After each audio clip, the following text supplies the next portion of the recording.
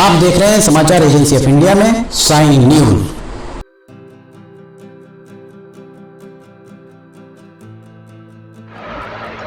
नमस्कार दोस्तों, समाचार एजेंसी ऑफ इंडिया की साइन न्यूज में लिमटी के लालटेन के 304वें एपिसोड में एक बार फिर आपका स्वागत है। आज हम बात करने जा रहे हैं खनन माफिया पर। किसकी शह पर खनन माफिया लगातार तांडव मचा रहे हैं। खनन माफिया के सामने बौनी ही नजर आती है सरकार। लिमटी की लालटेन के 304वें एपिसोड में एक बार फिर आपका स्वागत है। रेत पत्थर आदि का कारोबार जिस तरह बेखौफ तरीके से होता है वो किसी से छिपा नहीं। जिन राज्यों में पत्थर या बालू के भंडार हैं उन राज्यों में 12 महीने 24 घंटे इनका खनन जारी रहता है। भले ही राज्यों के द्वारा इस पर प्रतिबंध लगाया गया हो, तब भी ये काम बदस्तूर ही जारी रहता है। ये बात आप हम सभी जानते हैं। हाल ही में हरियाणा के नूह जिले में एक उप पुलिस अधीक्षक डीएसपी को खनन माफिया के द्वारा अवैध खनन कर रहे वाहन से उड़ा दिया गया है। बड़ी गंभीर बात है। खनन माफिया के हौसले पूरी तरह बुलंदी पर ही माने जा सकते हैं। खनन माफिया ने यह साबित करने का प्रयास किया है कि उन्हें किसी भी कानून का कोई भय नहीं रह गया है। ये हाल की घटना या पुरानी घटनाएं इसी बात की ओर इशारा करती हुई दिखती हैं। यह अलहदा बात है कि हरियाणा पुलिस के द्वारा तत्काल ही क्रिया की प्रतिक्रिया के सिद्धांत को चरितार्थ करते हुए आरोपी को पकड़ लिया गया। हर बार की तरह इस बार ही सिर्फ चालक के गिरेबान तक ही पुलिस के हाथ शायद पहुंचे। इस कारोबार के सरगना हर बार की तरह ही कॉलर छोड़कर बाकी जो कमीज होती है उसकी तरह वे बरी हो जाएंगे। सिर्फ कॉलर ही पुलिस के हाथ में संभवतः आ पाए।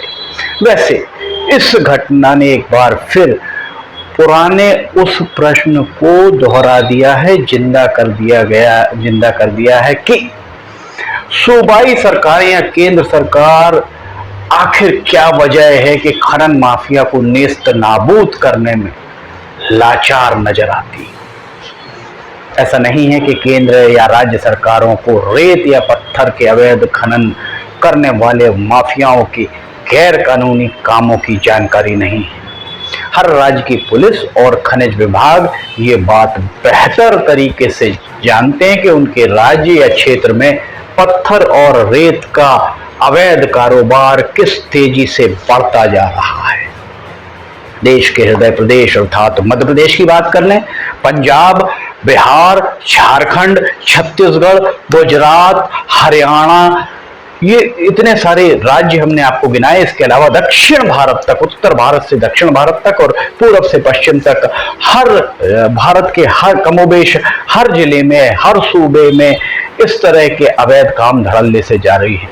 हरियाणा में एक डीएसपी को कुचलने के अलावा और भी घटनाएं अभी हाल ही में घटी हैं। झारखंड में रांची के पास, गुजरात में आणंद जिले में भी अवैध खनन कर ले जाई जा रही सामग्री को रोकने के लिए जब पुलिसकर्मी आगे आए तो 2 पुलिसकर्मियों को वहां पर कुचल दिया गया। इस तरह की एक नहीं दर्जनों उदाहरण इस तरह के हैं जब खनन माफिया के द्वारा जांच कर्मियों पर वाहन चढ़ा दिए गए। देखा जाए तो खनन माफिया पर लगाम लगाने की जवाबदेही स्थानीय स्तर पर जिलों के प्रशासन, जो जिला प्रशासन है उसकी, खनिज विभाग और पुलिस की, इन 3 विभागों पर आहूत होती है। पर कहा जाता है कि राज्यों में जो बात चर्चाओं में कि किसी भी राज्य में पद बिना नजराना, बिना चढ़ोतरी के नहीं मिलते हैं, तब अधिकारी भी आखिर क्या करें। उन्हें नजराने की लागत, जो नजराना उन्होंने दिया होगा उसे वसूलनी है और इसके बाद अगर उन्हें कहीं दूसरी जगह पदस्थापना करानी, तैनाती करानी है तो उसके लिए भी धन संग्रह उसी जिले से उनका करना उनकी मजबूरी होती है। यही कारण है कि देश में खनन माफिया पूरी तरह बेलगाम हो गया है। देश की शीर्ष अदालत के द्वारा अरावली क्षेत्र में अवैध खनन पर रोक लगाई गई है। इसके बाद भी अगर आप नूंह जिले की बात कर लें, गुरुग्राम की बात कर लें, मेवात की बात कर लें, महेंद्रगढ़ की बात कर लें, फरीदाबाद की बात कर लें, इस तरीके के अनेक जिलों में अवैध खनन पूरी तरह जोर शोर के साथ जारी है। पुलिस द्वारा इन पर कार्रवाई की जाती है, पर वो कार्रवाई महज दिखावे के लिए ही मानी जा सकती है, क्योंकि पुलिस के ही लोग खनन माफिया से मिले होते हैं और वे ही खनन माफिया को कार्रवाई के पहले कार्रवाई होने की बात बताकर उन्हें सजग कर देते हैं। इसलिए सैया भय कोतवाल तो डर काहेगा की तर्ज पर खनन माफिया अपने काम को बिना किसी रुकावट के अंजाम देते नजर आते हैं। कहा तो ये भी जाता है कि खनन माफियाओं के द्वारा वाहन चालकों को जहां से अवैध खनन हो रहा है वहां से डेस्टिनेशन जहां उन्हें पहुंचना है वहां तक बिना रोक टोक आने जाने के मार्ग प्रशस्त कराए जाते हैं।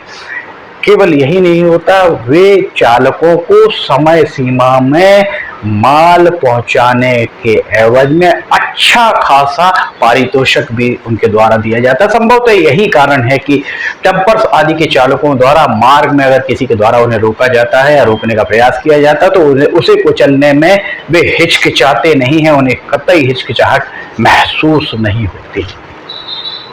ताजा मामला राजस्थान का है। इस तरीके के अगर और मामले देखें तो मध्य प्रदेश अव्वल ही प्रतीत होता है, देश का हृदय प्रदेश सबसे आगे ही प्रतीत होता है। कुछ सालों में, पिछले कुछ सालों के अगर आप घटनाक्रम को देखें तो ग्वालियर चंबल संभाग, जिसमें विशेषकर मुरैना जिले के आसपास अनेक घटनाएं इस तरीके की हुई हैं जिन्हें सुनकर ही आपका दिल दहल उठेगा। साउथ एशिया नेटवर्क की एक रिपोर्ट पर अगर आप गौर करें तो 2019 की जनवरी से 2020 के नवंबर तक लगभग 23 माह में ही अवैध खनन रोकने में लगे जांच दल में 193 लोगों को जान से हाथ धोना पड़ा है। हालत देखकर तो यही प्रतीत होता है कि खनन माफिया के सामने राज्यों की सरकार बौनी नजर आती है। यूं कहा जाए कि खनन माफिया के सामने राज्यों की सरकार या सरकारों के द्वारा सरकारें घुटने के बल खड़ी हैं तो अतिशयोक्ति नहीं होगी। कहा जाता है कि बिना सियासी संरक्षण के खनन माफिया अवैध खनन का वाहन 1 इंच भी आगे नहीं बढ़ा सकता है। राज्यों के पास खनिज विभाग का पर्याप्त अमला है, पर्याप्त अधिकार है, राज्यों में पुलिस की कमी नहीं है, थानों में पर्याप्त अमला है। आवश्यकता पड़ने पर खनिज विभाग के द्वारा केंद्रीय बलों का सहयोग भी लिया जा सकता है। इस सब के बाद अगर खनन